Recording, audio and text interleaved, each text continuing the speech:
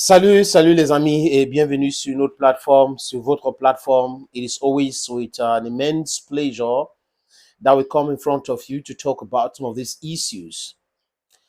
Les amis, l'affaire Marc Brice continue de faire le chou gras de la presse cybernétique, aussi dans les chaumières, mais certainement entre les anti et les pro-éto.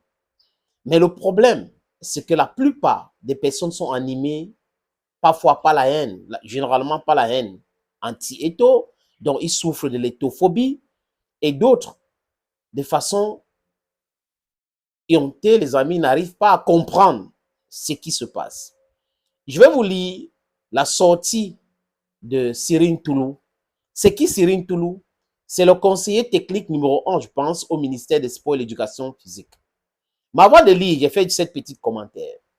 C'est le même monsieur qui avait dit que le stade d'Olembe sera livré à temps et tout sera normal. Jusqu'à aujourd'hui, on a joué la CAN. Le stade d'Olembe n'a pas été livré. C'est un constat, les amis. Aujourd'hui, encore au Cameroun, Feka voler, Feka hand, Feka ceci, rien ne fonctionne. Ce n'est pas moi qui le dis, c'est un fait. Donc, le ministère de Sport, si j'avais à donner un point au travail fait jusqu'à présent par ces ministères, ça sera 0,5 sur 10. Le handball a un problème, le volleyball, le basketball, tout a un problème. Et des gens qui jubilent cet organe qu'on appelle la chambre de conciliation et d'arbitrage maîtrisent parfois pas très bien cette histoire. Il y a eu vice de forme dénoncé par la FECAFOOT. C'est des choses qu'il fallait dire. Parce que les gens sont en train de prendre l'opinion publique à témoin. Donc, il fallait prendre l'opinion publique aussi à témoin. C'est important dans la communication. La guerre communicationnelle joue un rôle aussi dans tout ce que nous faisons. C'est pour cette raison qu'en tant qu'Africains aujourd'hui, nous sommes engagés à communiquer pour ce qui concerne notre combat, la libération de l'Afrique. On va revenir sur ça, les amis. Donc, quelqu'un qui vous a dit qu'il était à la FECAFOOT et il avait organisé la réunion avec le secrétaire général de la FECAFOOT, alors qu'il n'était pas dans la salle de réunion, vous écoutez ces mêmes personnes, vous croyez à ce que la personne dit? Quelqu'un qui n'est pas le porte-parole de son ministère, donc, du coup, sa parole n'engage pas le ministère. Vous croyez toujours à ce que ce monsieur dit? Et dans sa sortie, les amis, il semble insister que c'est le staff nommé par le ministre qui doit être en fonction. Mais qui doit valider ce staff? C'est la FECAFOOT. Donc, la FIFA ne reconnaît pas le ministère. Est-ce que M. Toulou peut envoyer donc ce nom-là à la FIFA? Est-ce qu'il peut envoyer le nom-là à la FIFA? Quand ce n'est pas fini, il ne faut pas jubiler. Et les amis, vous allez donner raison aux gens bientôt dans ce pays. Ce n'est pas parce que vous êtes membre du gouvernement que vous êtes agrégé et que c'est un décret qui a été signé pour vous mettre dans votre position que tout ce que vous faites, on doit prendre ça pour Jacques Content. Non! Les gens ont le droit de revendiquer leurs droits. J'insiste là-dessus. De contester quand ce n'est pas normal. On est dans un pays où un décret est moins important qu'une convention. Vous comprenez cela, les amis? Je vais lire ce qu'a écrit M. Ntoulou. Affaire FECAFOOT, triomphe de droit, triomphe de l'état de droit. C'est Cyril Ntoulou qui écrit. Nous avons appris, comme de nombreux Camerounais, que la Chambre de conciliation et d'arbitrage du Comité olympique national et sportif du Cameroun a rendu ce jour une sentence dans l'affaire LFPC et ASFAC contre la FECAFOOT. Juste une petite rectification. Ces gens-là ne devraient pas parler de football. LFPC, ASFAC, des pseudo-clubs ne sont pas affiliés à la FECAFOOT. Donc, vous voyez que tout est biaisé dès le départ. Bon, on continue. Tout Camerounais censé et responsable doit prendre acte de cette sentence qui suspend toutes les conséquences de droit de la résolution numéro 1 contenue dans le communiqué final de la session du comité d'urgence de la FECAFOOT tenue par visioconférence le 8 mai 2024, notamment la décision séquente numéro 007 FECAFOOT PDT SG DICAP 05-2024 du 9 mai 2024 portant nomination des membres d'encadrement de la sélection nationale masculine A senior. quand il dit ça, il faut rappeler à M. Toulou que Marc Brice fait partie des gens qui étaient nommés par la fédération, dont lui-même, il n'est plus sélectionneur. Raison pour laquelle la FIFA a enlevé son nom. Les gens disent c'est parce que la FECAFOOT a pris acte.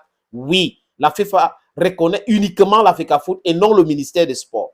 Dès lors, il en découle évidemment que le seul staff technique, administratif et médical des Lions Indomptables valable est celui désigné conformément aux très hautes instructions de la présidence de la République par correspondance numéro 71, bas CF, bas SG, bas PR, en date du 2 avril 2024. Donc, il ne parle pas de la loi.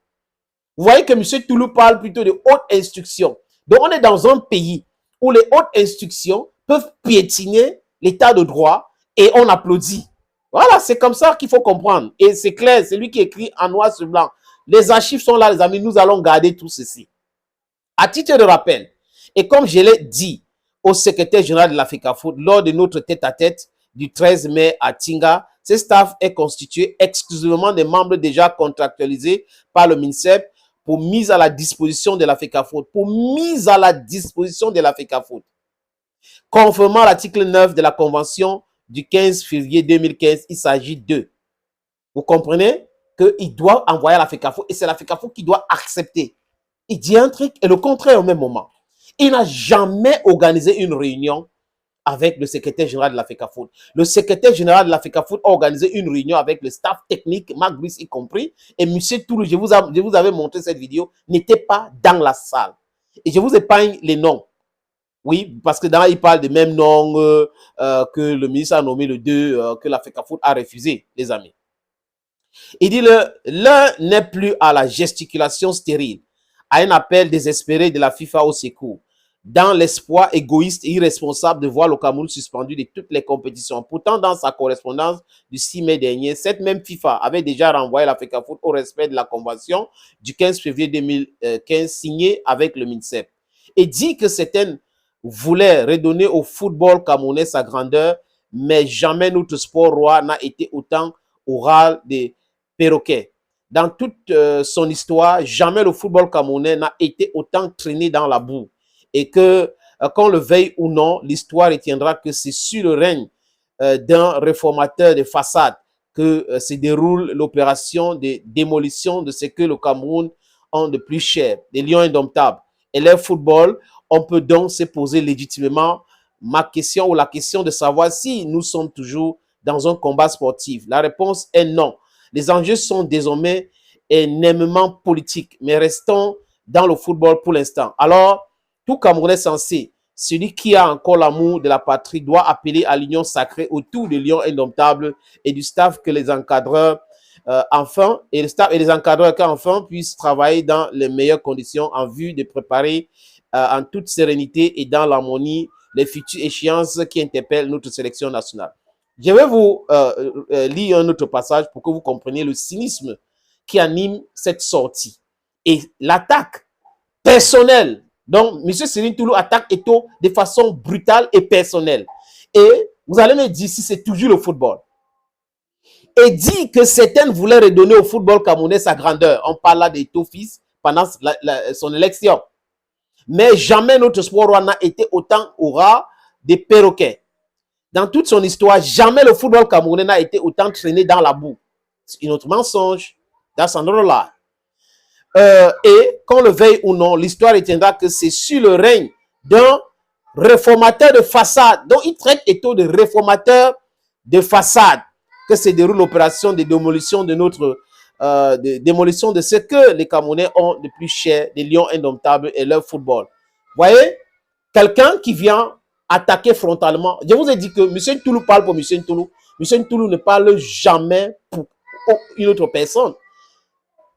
Et voilà donc les gens qui pensent qu'ils peuvent avoir l'harmonie, la sérénité, alors qu'ils passent leur temps à insulter les autres. Et quand il insulte Eto'o comme ça, sans le nommer, mais on sait que c'est Eto'o qui parle, et il demande à Eto'o de l'applaudir, et à Eto'o d'applaudir son ministre. Ça n'a pas de sens. Si vous voulez qu'on vous respecte, la seule chose qu'il faut faire, c'est de respecter les autres, de parler avec courtoisie des autres, de parler avec respect quand on parle des autres. Donc, l'énervement de M. Toulou par rapport à ce qu'il vient d'écrire démontre que lui-même, il ne parle pas de football. Il parle de toute autre chose. Le but, c'est d'humilier Eto'o. Le but, ce n'est pas des lions indomptables. Donc, la suspension, à mon humble avis du Cameroun, ne va pas les faire mal. Ça ne va pas faire mal au ministre, ni à M. Ntoulou, si il parle à travers les instructions du ministre. Thank you, friends, for always watching videos on this platform. Thank you again, and bye-bye for now.